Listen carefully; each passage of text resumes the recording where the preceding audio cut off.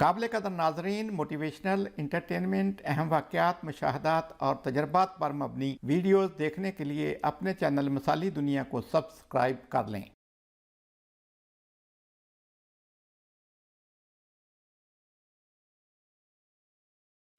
राशिद दी workshop Faisalabad road नज़द बिस्मिल्ला petrol pump उकाड़ा विच है। राशिद तकरीबन सारियां कंप्यूटराइज्ड गड्डियां दा काम करदा। राशिद ने अपनी वर्कशाप का नाम अपने उस्ताद ग्रामी इफ्तिखार साहब के नाम के उत्ते रखा हुआ है। आप सामने बोर्ड पर देख रहे हैं इफ्तिखार फोरमैन ऑटो इलेक्ट्रीशियन। बिस्मिल्लाहिर्रहमानिर्रहीम, अस्सलाम वालेकुम दोस्तों। आज मैं आया हूँ अपने भतीजे राशिद इलेक्ट्रीशियन के पास कि आपके साथ इसका तारफ़ कराऊँ। गाड़ी में थोड़ा बहुत गैस की कमी थी, वो भी चेक करा रहा हूँ।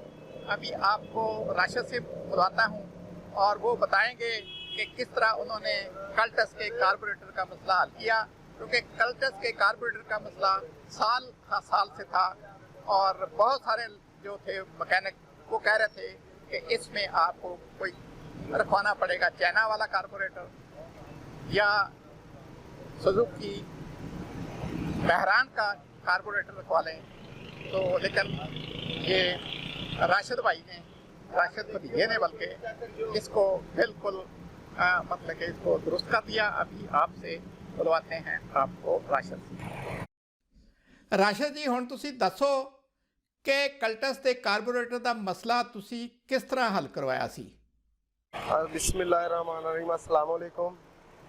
अच्छा जी, सब तो पहला तो ਇਹਦਾ ਕਾਰਬੋਰੇਟਰ ਤੁਸੀਂ ਕਈਆਂ ਨੂੰ ਚੈੱਕ ਕਰਵਾ ਲਿਆ ਸੀਗਾ, ਲਿਆਦਾ ਉਹ ਆਖਰ ਹੈ ਹੀ ਆਪਣੀ ਗੱਲ ਹੋਈ ਸੀਗੀ ਕਿ ਆਪਾਂ ਇਹਨੂੰ ਬਦਲ ਲਈਏ। ਮੈਂ ਕਿਹਾ ਸੀ ਬਦਲਣਾ ਨਹੀਂਗਾ, ਮੇਰੀ ਇੱਕ ਹੀ ਧੁਨ ਸੀਗੀ ਕਿ ਇਹਨੂੰ ਬਦਲਣਾ ਨਹੀਂਗਾ, ਇਹਨੂੰ ਆਪਾਂ ਠੀਕ ਐਸੇ ਨੂੰ ਹੀ ਕਰਨਾ, ਕਿਉਂਕਿ ਕੋਈ ਐਸੀ ਦੁਨੀਆ ਚੀਜ਼ ਨਹੀਂਗੀ ਜਿਹੜੀ ਦੁਬਾਰਾ ਠੀਕ ਨਾ ਹੋਵੇ।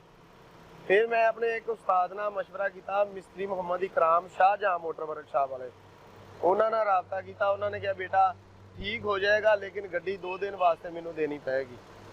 गड्डी लिहाजा 3 दिन उत्थे रही आ। इंशाअल्लाह अल्लाह पाक ने सुरख रूह किया, असी कारबोरेटर ठीक कर लिया। कोई लोग कहते सी इहदे हैड दे वालां दा मसला, कोई कहते सी गैसकट दा मसला। सुबह स्टार्ट बड़ी औखी हुंदी सीगी, लिहाजा जदों कारबोरेटर ठीक हो गया, ਉਹੀ ਗੱਡੀ ਆ ਜਿਹੜੀ ਹਾਫ ਸੈਲਫ ਸਟਾਰਟ ਹੁੰਦੀ ਸੁਬਾਹ ਦੁਪਹਿਰ ਜਦੋਂ ਮਰਜ਼ੀ 8 ਦਿਨ ਬਾਅਦ ਵੀ ਤੁਸੀਂ ਸਟਾਰਟ ਕਰੋਗੇ ਇਨਸ਼ਾਅੱਲਾ ਤੱਕ ਤਾਂ ਨਹੀਂ ਸਟਾਰਟ ਹੋਏਗੀ, ਹਾਫ ਸੈਲਫ ਹੋਏਗੀ ਇਨਸ਼ਾਅੱਲਾ। ਤੇ 18 ਕਿਲੋਮੀਟਰ ਦੀ ਐਵਰੇਜ ਅਸੀਂ ਕੱਢੀ ਜੇ। ਮੈਂ ਅਕਸਰ ਲਾਹੌਰ ਐਸੇ ਗੱਡੀ ਤੇ ਆਪਣੇ ਚਾਚੇ ਵਾਲੀ ਤੇ ਜਾਣਾ ਤੇ ਇਨਸ਼ਾਅੱਲਾ ਮੈਂ 18 ਦੀ ਐਵਰੇਜ ਲੈ ਕੇ ਆਉਣਾ। ਅਗਰ ਏਸੀ ਚਲਾ ਲਵਾਂ ਤੇ 15 16 ਰਾਸ਼ਿਦ, ਇਹ ਵੀ ਦੱਸ ਦਿਓ कि रेडिएटर फैन नू एसी कंडेंसर फैन दे नाल किस तरह लिंक किया ते इहदे की फायदे ने? हाँ जी चाचा जी, ਇਹਦਾ ਪੱਖਾ ਪਹਿਲੇ ਸੀਗਾ ਡਾਇਰੈਕਟ ਕੀਤਾ ਹੋਇਆ ਕਿਸੇ ਨੇ, ਲਿਹਾਜ਼ਾ ਮੈਂ ਇਹਦਾ ਪੱਖਾ ਕਰ ਦਿੱਤਾ ਆਟੋ।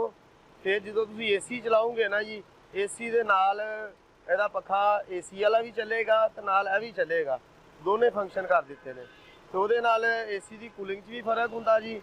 ਉਸ ਤੋਂ ਬਾਅਦ ਕਿਦਰਾਮਾ ਗੱਡੀ ਵੀ ਬੜੀ ਸਕੂਨ ਨਾਲ ਚੱਲਦੀ, ਜਿਸ ਤਰ੍ਹਾਂ ਯੂਰੋ ਗੱਡੀਆਂ ਦੇ ਚੱਲਦੇ ਨੇ ਨਾ ਪੱਖੇ, ਉਸੇ ਤਰ੍ਹਾਂ ਹੀ ਕਰ ਦਿੱਤਾ।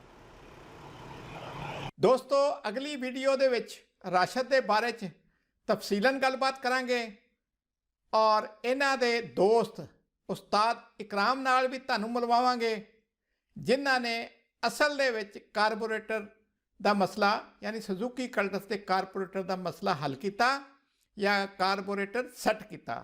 अगली वीडियो तक अल्लाह हाफिज़। पाकिस्तान जिंदाबाद।